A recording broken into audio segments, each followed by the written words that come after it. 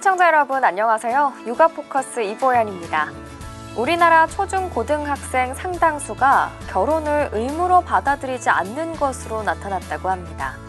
초록우산 어린이재단이 전국 초중고에 재학 중인 학생을 대상으로 설문조사한 결과에 따르면 전체 응답자 중 결혼을 반드시 해야 한다고 답한 학생은 16.7%에 불과했고 결혼이 의무가 아니라고 밝힌 응답자는 67.4%에 달했는데요.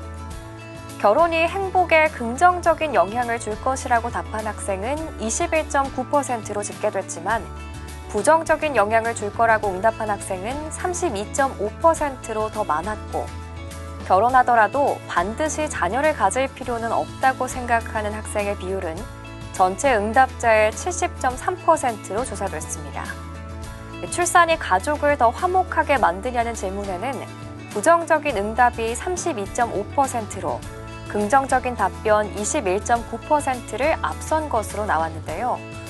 다만 응답자의 70.1%는 출산이 사회에 도움이 되는 것으로 여기고 있는 것으로 나왔다고 합니다. 이번 조사 결과 현재 우리나라 아동과 청소년들이 가족에 대해 매우 소극적이고 부정적인 가치관을 지니고 있다는 것을 알 수 있었는데요. 이를 극복하기 위해서 우리 사회가 많은 노력을 해야 할 필요가 있다는 생각이 듭니다. 3월 20일 토요일 육아포커스 시작하겠습니다. 지난 2일 전국의 학교들이 개학하면서 등교 수업과 더불어 지난해처럼 온라인 원격 수업도 병행하고 있는데요. 정부가 개발한 원격 수업 플랫폼이 말썽을 일으키며 학생과 학부모들이 불편을 겪고 있습니다. 맘카페 등 온라인 커뮤니티에는 EBS 원격 수업 플랫폼인 온라인 클래스가 먹통이란 게시물이 잇따라 올라왔습니다. 접속이 원활하지 않거나 수업 화면이 뜨지 않는다는 내용입니다. 재접속하라 그래서 재접속하면 이제 한참 기다려야 되고, 그래서 그런 과정에서 출결 확인하는 조회 시간을 놓친다던가. 온라인 클래스를 비롯해 또 다른 원격 수업 플랫폼인 이학습터에서도 비슷한 오류가 이어지고 있었던 상황. 현장의 불편이 커지자 교육부는 서버 자체의 문제는 아니라면서 일부 프로그램에서 발생한 오류를 즉각 시정하며 모니터링하고 있다고 해명했습니다. 그러나 교육 현장에선 예고된 혼란이라는 비판의 목소리가 적지 않습니다. 교육부가 새 기능을 탑재한 원격 수업 플랫폼을 개학 직전에 늑장으로 내놓은 탓에 적응 기간이 부족했다는 지적입니다. 학교마다 혼란들이 좀 있었고요. 상당수가 줌이라던가 제2의 방법들을 좀 찾아서 진행은 되고 있는 것 같아요. 온라인 클래스 통해서 준비했었던 선생님들 입장에서는 많이 어려움이 있죠. 앞서 등교 수업이 이루어진 일부 학교에선 학생들이 스스로 건강 상태를 체크하도록 하는 자가진단 앱이 제대로 작동하지 않으며 혼선을 빚기도 했습니다. 교육당국의 일부 미숙한 운영에 곳곳에서 볼멘 소리가 나오고 있습니다.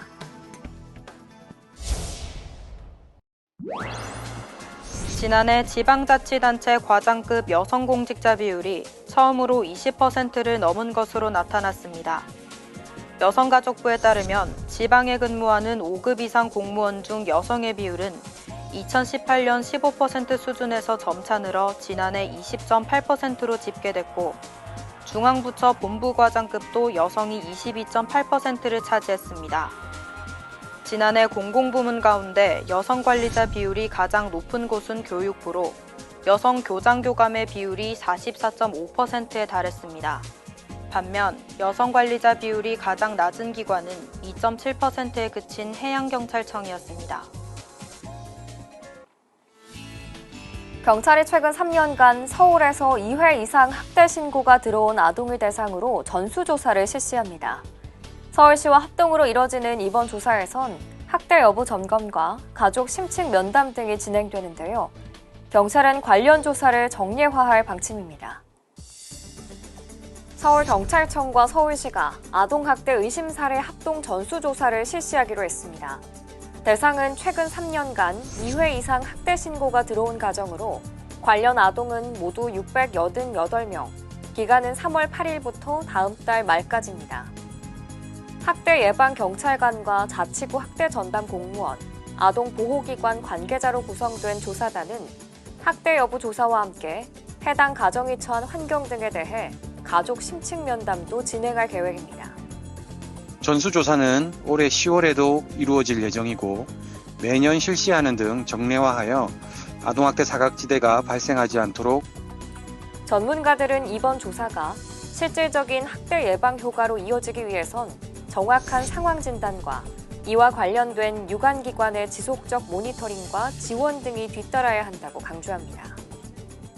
신고받은 가정은 위기 가정이다라고 생각하면 좋아요. 그게 한 번이건 두 번이건 간에 그 지역사회에서 관심을 갖고 돌볼 수 있게 하는 지원 체계를 좀 더 풍성하게 마련해 주는데 초점이 맞춰져야 되는 거죠. 잇따른 아동학대 사건이 사회에 충격을 주고 있는 가운데 학대 발생 가정을 처벌 관점이 아닌 보호 지원 대상으로 접근하는 노력이 필요하다는 지적입니다.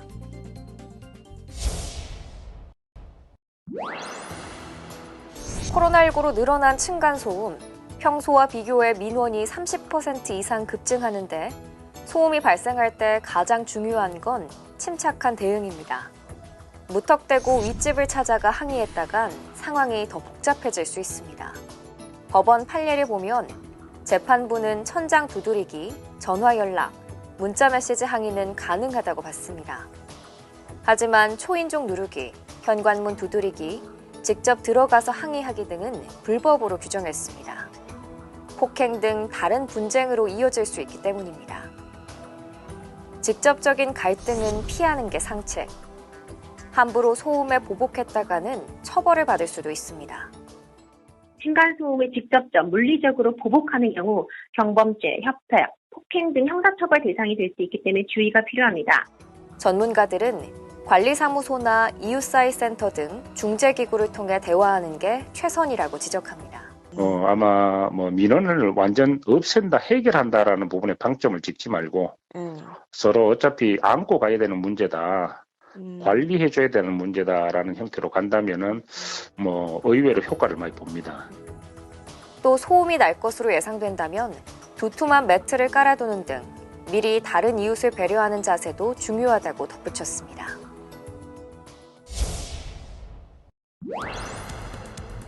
이번 겨울은 계절성 대표 감염병인 독감이 유행하지 않고 지나간 것으로 나타났습니다.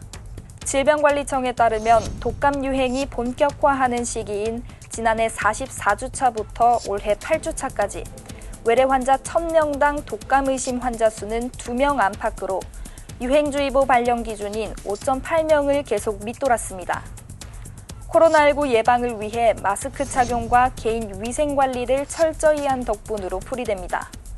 또 작년과 재작년 모두 36주차에 처음으로 인플루엔자 바이러스가 검출된 것과 달리 지난해 하반기에는 단 한 건도 바이러스가 나오지 않았습니다.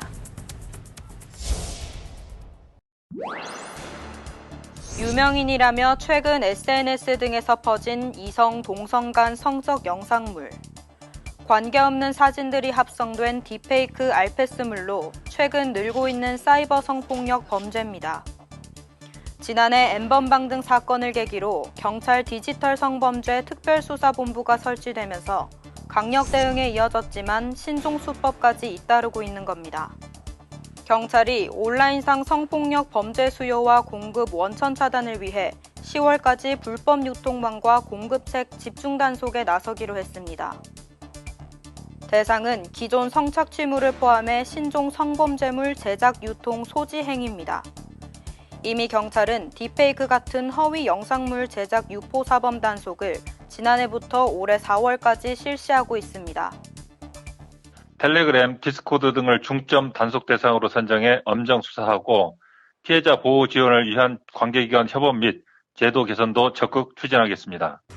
경찰은 공조수사를 통해 국외 도피 피해자를 신속 검거 송환하고 불법 행위로 얻은 범죄 수익금은 몰수와 추징 보전에 적극 나설 방침입니다. 또 온라인 성범죄 가해자와 피해자 다수가 10대 이하인 만큼 청소년 상대 교육 홍보 활동을 추진할 예정입니다.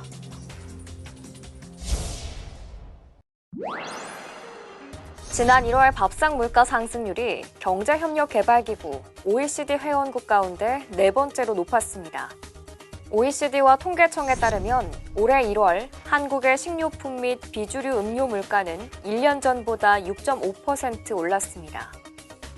이는 OECD 전체 평균의 2배를 웃도는 수준으로 37개 회원국 가운데 터키, 칠레, 아이슬란드에 이어 4위였습니다.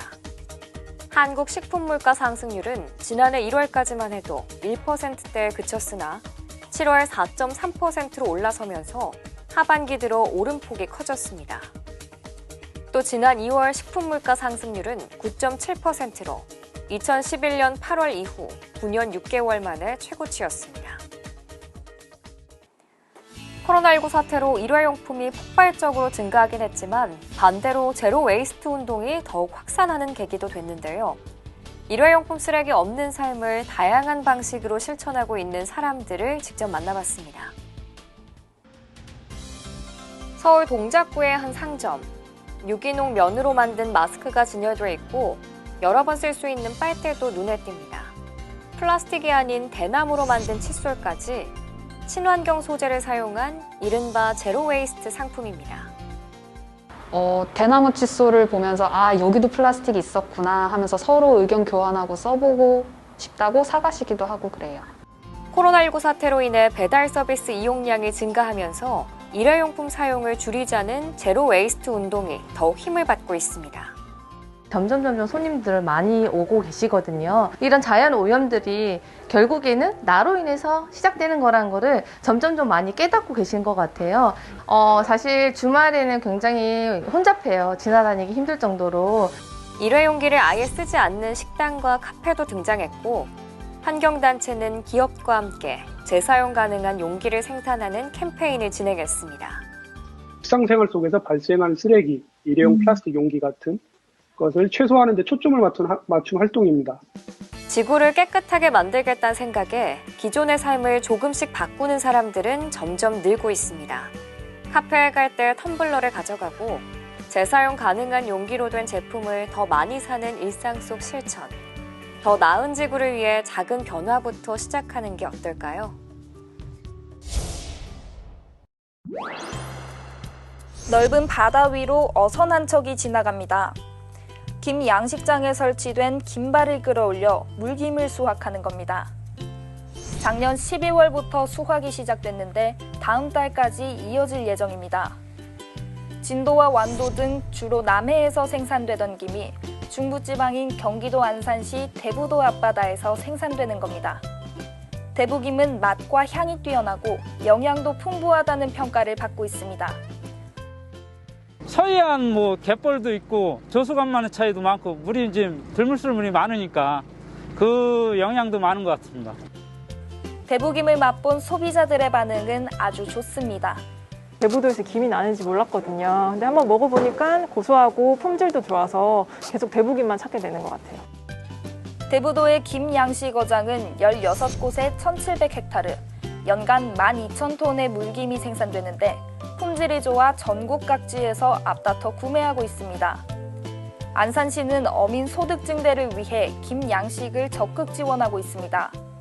고품질 김을 생산하기 위해서 시설을 더 확대 지원할 계획입니다. 또한 서해 청정해역에서 자란 대부김을 활용한 다양한 안산만의 브랜드를 개발.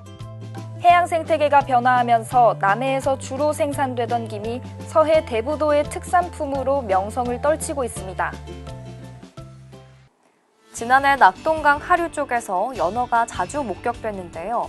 수십 년 만에 일어난 현상으로 치어 방류 사업과 하구뚝 수문 개방 효과를 톡톡히 본 것으로 분석됐습니다. 한국수자원공사는 낙동강 생태 복원을 위해 지속해서 연어 치어를 방류하기로 했습니다. 부산 낙동강 하구뚝 상류 지역. 사람들이 물통에 들어있는 치어를 강물에 풀어놓습니다. 이들을 강에 놓아준 건 어린 연어입니다. 연어가 태평양 저까지 갔다가 다시 돌아온다고 하니까 어른 돼서 돌아오니까 커서는 5년 뒤에 와서 저랑 같이 만나서. 낙동강에 연어가 등장한 건 30여 년 만입니다. 시민단체와 학계, 한국수자원공사 등은 수년 전부터 진행한 낙동강 연어 치어 방류 사업이 어느 정도 성과를 거둔 것으로 분석했습니다. 또 지난해 하구뚝이 일정 기간 개방된 점 등도 연어의 유입을 끌어낸 것으로 보입니다. 이는 그동안 관계기관과 공동으로 하구뚝 수문을 열고 치어 방류 등 생태 복원 사업을 꾸준히 추진한 노력이 자연성 회복이라는 결실로 맺어졌다고 생각합니다. 한국수자원공사는 올해도 3-4차례 하구뚝 개방을 시범 운영할 계획이며 이를 토대로 수량, 수질, 수생태, 도시환경 등을 아우르는 하구 통합 물관리를 추진하기로 했습니다.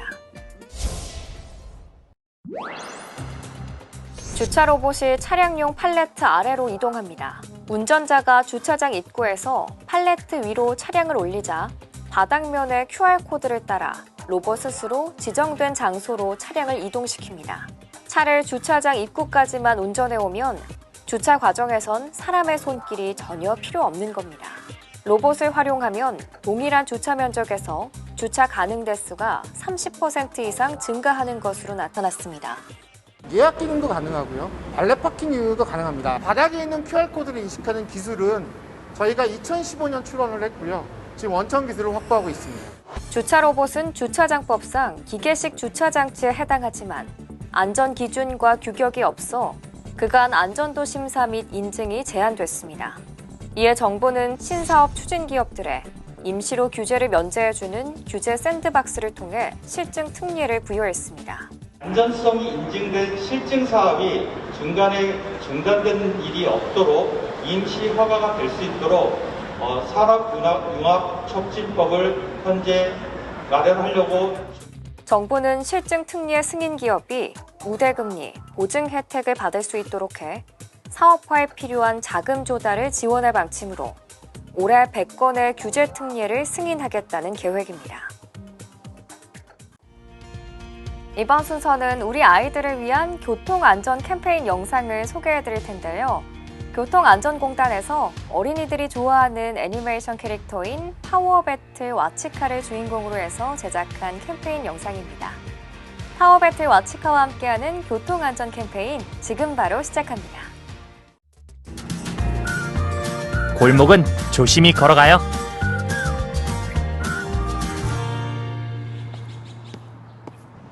우리 오늘은 뭐 먹을까?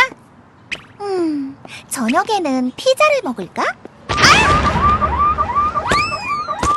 아우, 아파라. 내 휴대폰이 어디 갔지? 여기 있네. 달아. 잡았다. 어디 기스난 곳은 없겠지? 흠집나면 안 되는데. 죄송합니다. 아마타면 큰일 날 뻔했네. 좋아, 다시 가볼까?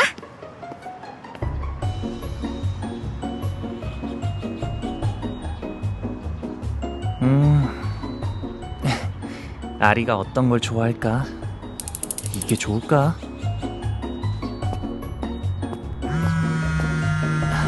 여보세요? 로이야, 지금 어디야? 난 지금 인형 가게 앞에 있어. 찾았다. 나도 지금 갈게. 로이, 뒤돌아봐봐. 아리, 위험해! 아리야, 다친 데는 없어? 오늘 벌써 2번이나 사고가 날 뻔했어. 이런 골목길에선 조심해야 해. 다치지 않은 게 다행이야. 안녕 친구들. 길을 걸어 다닐 때 조심해야 할 것들에 대해 말해줄게. 첫 번째, 골목에서는 앞을 보면서 걸어야 해. 길에서 휴대폰을 보면서 걷다 보면 사고가 날 수 있으니 꼭꼭 지켜야 해. 두 번째, 차가 가만히 있다고 차 밑으로 절대 들어가면 안 돼. 차 밑으로 가면 차량의 시야가 좁아서 보이지 않거나 주차된 차량이 움직여 사고가 날 수 있으니 절대 함부로 들어가면 안 돼. 세 번째, 통화할 땐 도로 가장자리에서 서서 해야 해. 통화하면서 걷다 보면 차를 보지 못해서 사고가 날 수 있어. 친구들, 그럼 오늘 배운 것들을 꼭 지켜줘야 해. 잘 지킬 거라고 약속도 해줄 거지? 좋아, 약속이다. 그럼 다음에 또 만나자. 안녕.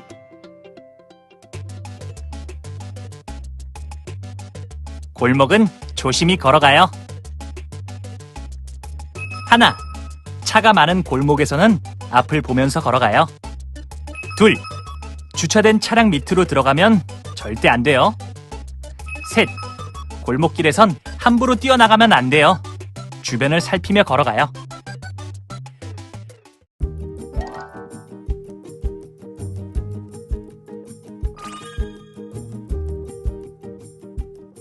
통계청에서 발표한 2020년 3, 4분기 일자리 동향에 대해 말씀드리겠습니다.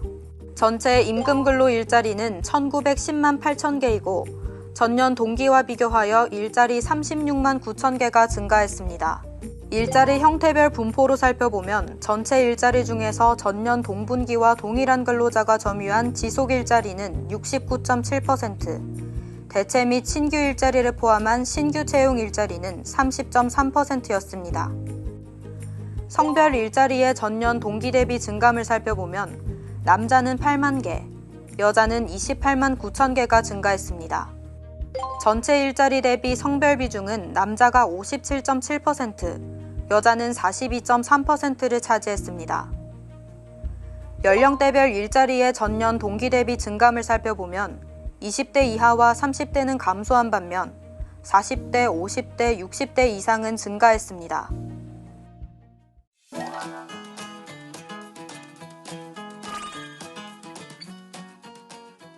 보건복지부 소식입니다. 아동학대 대응체계 강화 방안 이행계획 제2차 점검회의가 개최됐습니다. 보건복지부는 관계부처와 함께 3월 30일 시행 예정된 즉각분리제도 시행에 대비하여 학대 피해 아동 보호쉼터, 위기 아동 보호가정 등 확충 추진 사항 및 17개 시도의 준비 상황을 점검했습니다. 여성가족부는 한부모 가족 및 조손 가족을 위한 단계별 분야별 정부 지원 복지 서비스를 한눈에 볼 수 있는 2021년 한부모 조손 가족 복지 서비스 안내서를 발간했습니다. 안내서에는 임신 출산, 양육 돌봄, 시설 주거, 교육 취업 등으로 구분하여 지원 내용과 신청 방법 등이 담겨 있습니다. 충청남도가 SNS를 이용한 저출산 극복 함께해요 범국민 포함 릴레이 챌린지에 돌입했습니다. 포함은 함께 일하고 함께 돌보고 함께 지키고 함께 행복한 대한민국 만들기 동참의 취지로 함께라는 단어가 4번 반복된다는 의미의 참여형 캠페인입니다.